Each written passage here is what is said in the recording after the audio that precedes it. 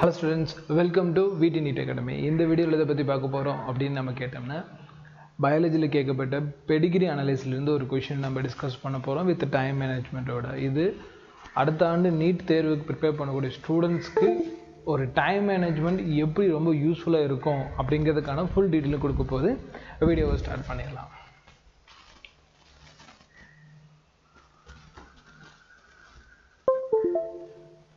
Right,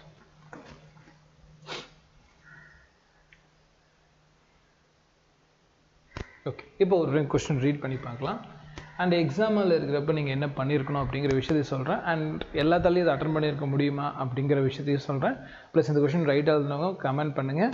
கமெண்டில் தொடர்ந்து நம்ம டிஸ்கஸ் பண்ணலாம். சரி, ரைட், ஓகே. இப்போ இந்த கொஸ்டினை பார்க்கலாம். With the help of given pedigree. So question பேப்பரில் இந்த பெடிகிரி பற்றி பேசியிருக்கான். Find out the probability. நம்ம வந்து பார்த்திங்கன்னா எக்ஸாம்பிளுக்கு ஒரு டைம் எடுத்துக்கலாம். நமக்கு வந்து பார்த்தீங்கன்னா டைமர் எடுத்துக்குவோம். ஸோ தட் நமக்கு ஒரு எக்ஸாமில் டைம் மேனேஜ்மெண்ட் எப்படி பண்ணணும் அப்படிங்கிறது எக்ஸாக்டாக இது மூலமாக உங்களுக்கு எக்ஸ்பிளைன் பண்ணுறேன். சரி, கொஸ்டின் வந்து பார்த்தீங்கன்னா அழிச்சிட்டேன். டைமரை ஸ்டார்ட் பண்ணிவிட்டு நம்ம ரீட் பண்ணலாம். Okay. With the help of given pedigree, find out the probability of birth of a child having no disease and being a carrier has a disease mutation in one allele of the gene in F3 generation.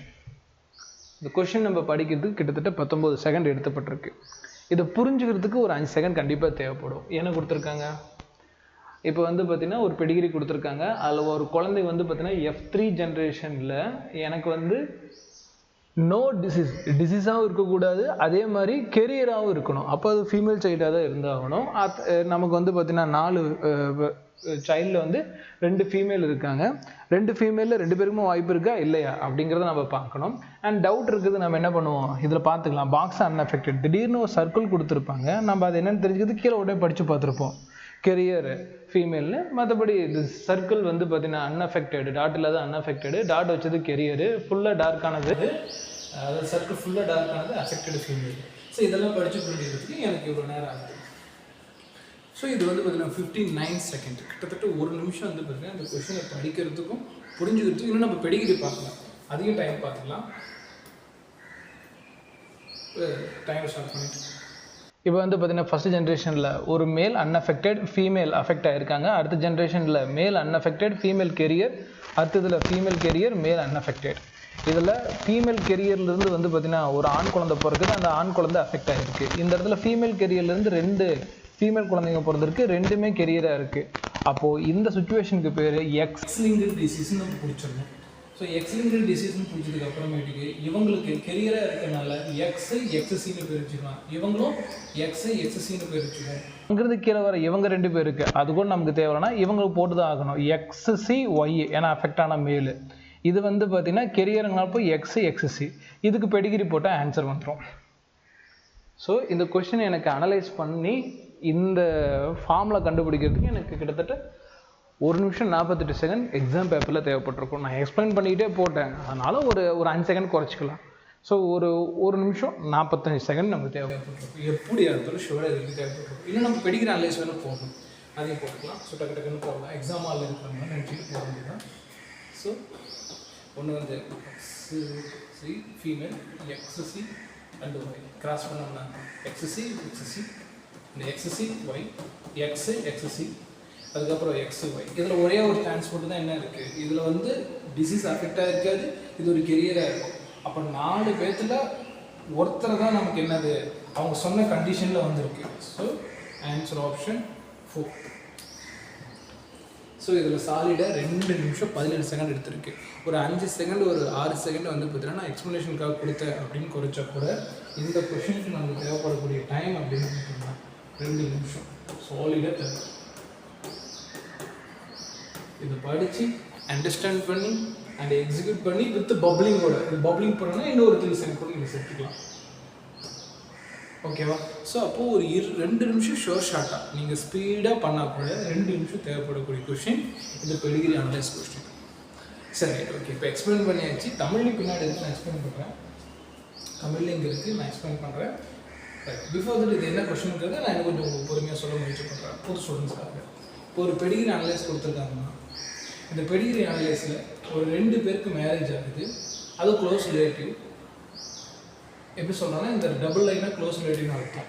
ஜென்ரலாக அதுதான் கொஷினாகவே கேட்டாங்க போன வருஷம். ஆனால் இது ஒரு Pedigree அனலைஸில் கொடுத்து வச்சுருக்காங்க.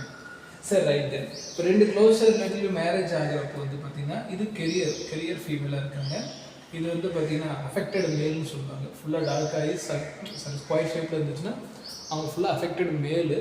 ஒரு சர்க்கிள் போட்டு டாட் இருந்ததுன்னா கெரியர். அதுவும் கீழே கொடுத்தது தான் நான் கற்றுக்குவோம். எனக்கு சம்டைம்ஸ் வந்து கெரியர் வந்து இப்படி தான் கொடுப்பாங்க, ஆஃப் சர்க்கிள் டாட் கொடுப்பாங்க, இப்படி தான் கெரியர் இருக்கும்.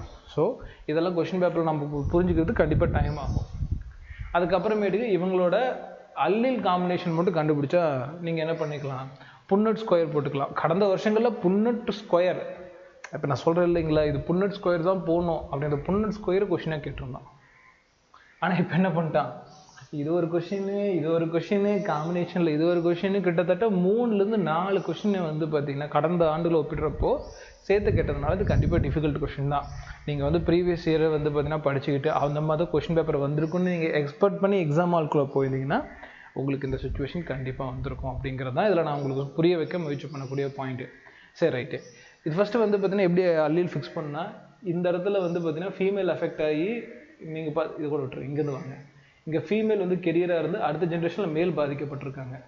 இந்த இடத்துல ஃபீமேல் வந்து கெரியராக இருந்தோம், அடுத்த ஜென்ரேஷனில் பிறந்த 2 ஃபீமேலுமே அஃபெக்ட் ஆகலை, கெரியராக தான் இருக்காங்க. ஸோ ஃபீமேல் அஃபெக்ட் ஆகி அடுத்த ஜென்ரேஷனில் மேல் மட்டும் அஃபெக்ட் ஆனாங்கன்னா அது கண்டிப்பாக எக்ஸ் லிங்க்டு தான். ஸோ எக்ஸ் லிங்க்டு அப்படிங்கிற பட்சத்தில் இதுவும் மேலுங்கிறப்ப XY, ஃபீமேலுங்கிறப்ப XX. இது கெரியருங்கிறப்போ ஒருத்தருக்கு மட்டும் சி போட்டால் போதும். மேல் எப்படியா இருந்தாலும் கெரியராக இருக்க வாய்ப்பே கிடையாது. அதாவது எக்ஸ்லிங்கை பொறுத்த வரைக்கும் மேல் கெரியராக இருக்க வாய்ப்பே கிடையாது. அதனால் எக்ஸே போட்டாச்சு, அவ்வளோதான். இந்த காம்பினேஷன் போட்டிங்கன்னா அதுக்கப்புறமேட்டு நீங்கள் புன்னட் ஸ்கொயர் போடணும். புன்னட் ஸ்கொயர் எப்படின்னு தெரியலனா கமெண்ட் பண்ணுங்கள், நான் தனி வீடியோ ஒன்று போடுறேன். இப்படி தான் வந்து பார்த்தீங்கன்னா இந்த கொஸ்டினை நீங்கள் அனலைஸ் பண்ணி ஆன்சர் பண்ணணும். தமிழ்லேயும் ஒரு டைம் படித்து பார்த்துட்டு இதுக்கு எவ்வளோ டைம் ஆகுதுன்னு பார்ப்போம். ரைட், டைம் ஸ்டார்ட் பண்ணிக்கலாம். கீழ்கண்ட மரபுக்கால் வழித்தொடர் பகுப்பாய்வின் உதவியுடன் ஒரு குழந்தை பிறக்கும் பொழுது நோயற்ற தன்மையுடையதாகவும் ஆனால் அடுத்த F3 தலைமுறைக்கு கடத்தி செல்லும் வாய்ப்பை பெறும் சாத்தியத்தை கண்டறிக அப்படிங்கிறாங்க. F3னா இந்த இடத்துல இருக்குது, இதை பார்த்துருப்போம். ஸோ மேலே கூட லைனை மட்டும் படித்து பார்க்கறதுக்கு அரௌண்ட் 20 செகண்ட் தான் தமிழ்லேயும் ஆகுது. அதை புரிஞ்சுக்கின்றதுக்கு இல்லையா, படித்து பார்த்துட்டோம், புரிஞ்சுக்கிறதுக்கு எவ்வளோ டைம் ஆகுதுன்னு பார்ப்போம். ஸோ ஒரு குழந்தை பிறக்குது, அதுக்கு வந்து நோய் தன்மை இல்லாமல் இருக்குது, ஆனால் F3ல் வந்து பார்த்திங்கன்னா அடுத்த தலைமுறைக்கு கடத்தியாகவும் இருக்கும். அப்படிங்கிற பட்சத்தில் F3ல் நோய் இல்லை, கடத்தியாகவும் இருக்குது. அப்போ வாய்ப்பு என்ன, அப்போ இதில் வந்து புன்னட் ஸ்கொயர் கண்டுபிடிக்கணும். ஒரு டைம் சேட்டை படித்து பார்க்கலாம். அப்படின்னு பார்த்தோம்னா 36 செகண்ட் ஆகிடுச்சு இதோட.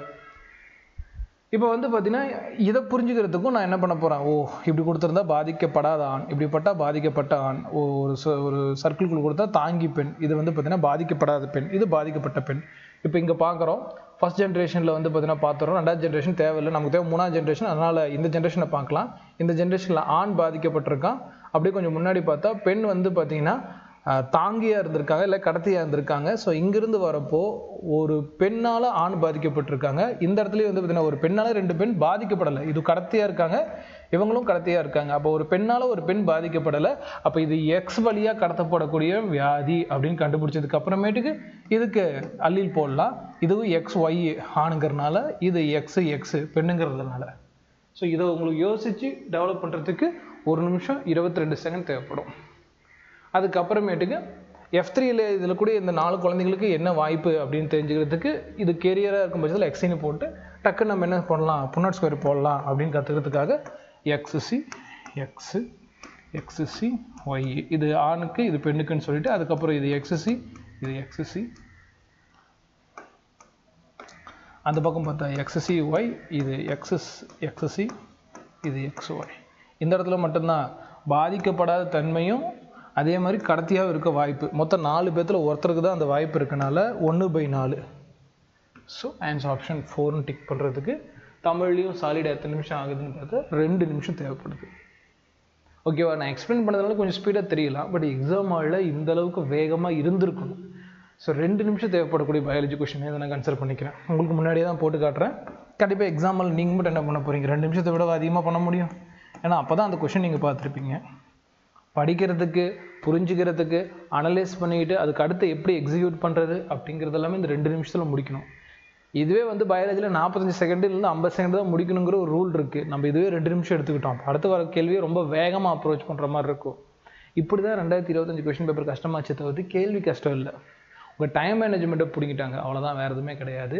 பட் இருந்தாலும் நல்லா தொடர்ந்து நீங்கள் ரிவிஷன் பண்ணிகிட்டே இருந்தீங்கன்னா இதெல்லாம் வந்து பார்த்திங்கன்னா 2 நிமிஷம் போட்டதுக்கப்புறம் அதுக்கு அடுத்து வரக்கூடிய கேள்விகளை இன்னும் வேகமாக 1 நிமிஷம் 45 செகண்டு அந்த டார்கெட்லேயே மூவ் பண்ணிவிட்டு முடிஞ்ச வரைக்கும் நம்ம எல்லா கொஷின்ஸையும் ரீட் பண்ணிடணும் அப்படிங்கிற ஒரு டார்கெட் இருந்தோம்னா வேகமாக ரீட் பண்ணி போயிட்டே இருந்திருக்கலாம். ஸோ இது மாதிரி வேகமாக இருந்திருக்கும் பட்சத்தில் கண்டிப்பாக வந்து பார்த்தீங்கன்னா எல்லா கொஷினும் உங்களால் படித்து பார்த்துருக்க முடியும், எல்லா கொஷினும் எழுதிருக்க முடியும்.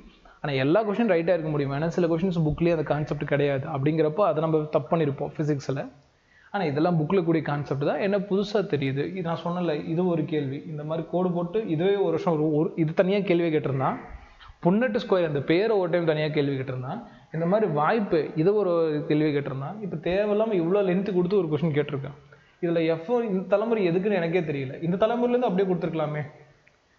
ஸோ இதுவும் நமக்கு எக்ஸ்ட்ரா வந்து பார்த்தீங்கன்னா நேரம் போகிறதுக்காக கொடுக்கப்பட்ட தொகுப்பாக தான் நான் பார்க்குறேன். ஸோ இது தமிழ் மீடியத்தில் நம்ம சொல்ல வேண்டியது, இங்கிலீஷ் மீடியத்துக்கு இது பொருந்தும். ஸோ இந்த இவ்வளோ வேகமாக நீங்கள் அட்டன் பண்ணணும் அப்படிங்கிறது உங்களுக்கு போட்டு காட்டுறதுக்கு தான் இந்த வீடியோ. ஸோ நீட்டுங்கிறது நீங்கள் நினைக்கிற அளவுக்கு ஈஸி கிடையாது. Time management is the key. நீங்கள் அதை பண்ணி தான் ஆகணும், வேறு வழியே இல்லைம்மா, சரியா? இது உங்களுக்கு வந்து பார்த்திங்கன்னா சொல்ல வேண்டிய ஒரு பாயிண்ட்டு. நீங்கள் வந்து செல்ஃபாக படிக்கிறீங்க, அது கோச்சிங் அட்டன் படிக்கிறீங்கன்னா இந்த மாதிரி ஒரு லென்த்தி கொஷின்ஸை டைமர் வச்சு ப்ராக்டிஸ் பண்ணி பாருங்கள், எவ்வளோ செகண்டில் போட முடியுது அப்படிங்கிறது. அப்போ எக்ஸாமில் இந்த மாதிரி கொஷின் பார்த்தோன்னே 2 நிமிஷத்தில் முடிக்கணும் அப்படிங்கிறது தெரியணும். முடிக்கலையா அடுத்த கொஷின் ஸ்கிப் பண்ணிட்டு போயிட்டே இருக்கணும். அப்படி பண்ணால் மட்டும் தான் எல்லா கொஷின்ஸ் படிக்க முடியும். கடைசியாக இதுக்கான டைம் கொஞ்சம் ஒரு 10 நிமிஷம் டைம் கிடச்சுன்னா திருப்பி வந்து இந்த கொஷின்ஸ் போட்டு பார்த்துட முடியும். ஓகேங்களா? இது கண்டிப்பாக உங்களுக்கு இப்போ பயனுள்ளதாக இருந்திருக்கும்னு நினைக்கிறேன். அண்ட் வீடியோட எண்டில் நம்மளோட வீடி நீட் அகாடமி சார்பில் இந்த மாதிரி எல்லா கொஷினுக்கும் டைம் மேனேஜ்மெண்ட்டோட 1 இயர் பேட்ச் வந்து பார்த்தீங்கன்னா எடுத்துகிட்ருக்கோம். நியூ பேட்ச் வந்து 27 ஜூலையில் ஸ்டார்ட் பண்ணுறோம். மறக்காமல் பயன்படுத்திக்கங்க. ஸோ போன வருஷம் அதிகமான கொஷின்ஸ் இந்த மாதிரி நம்ம டெஸ்ட்டில் இருந்து அந்த வச்சு கொடுத்துருக்கோம். நீட் 2025 ரிசம்பல்ஸ் அதே மாதிரி எக்ஸாக்டாக வந்திருக்கு. பட் நிறைய ஸ்டூடெண்ட்ஸ் அன்ஃபார்ச்சுனேட்டாக பயன்படுத்தலை. ஏன்னா பேப்பர் இந்த அளவுக்கு டிஃபிகல்ட்டாக வரும் அப்படிங்கிறத அவங்க முன்கூட்டியே ப்ரெடிக்ட் பண்ணாது, கொஞ்சம் கஷ்டமாக இருக்குது.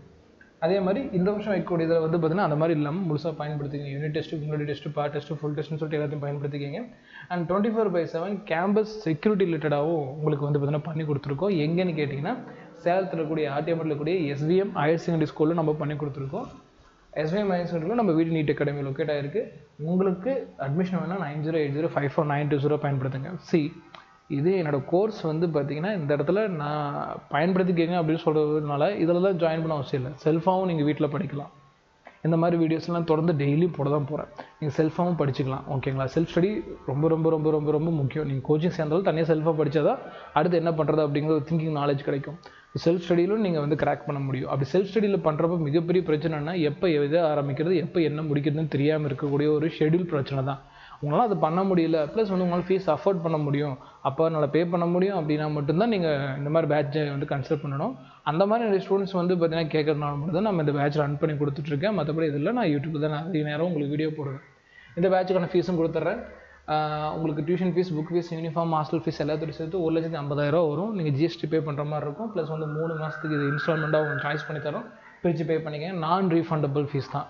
ஸோ அதனால் வந்து பார்த்திங்கன்னா இதே நீங்கள் மனசில் வச்சுக்கணும். மற்ற அகாடமியில் 3 lakhs வரைக்குமே சார்ஜ் பண்ணுவாங்க. ஒன் செகண்ட் நான் சொல்கிறேன், அது பிஸ்னஸ் மேன் நடத்தக்கூடிய அகாடமி, கண்டிப்பாக அவங்க அவ்வளோதான் சார்ஜ் பண்ணுவாங்க. அங்கே போய் நீங்கள் இந்த மாதிரிலாம் சொல்லிக் கொடுப்பான்னு எதிர்பார்க்கவே முடியாது.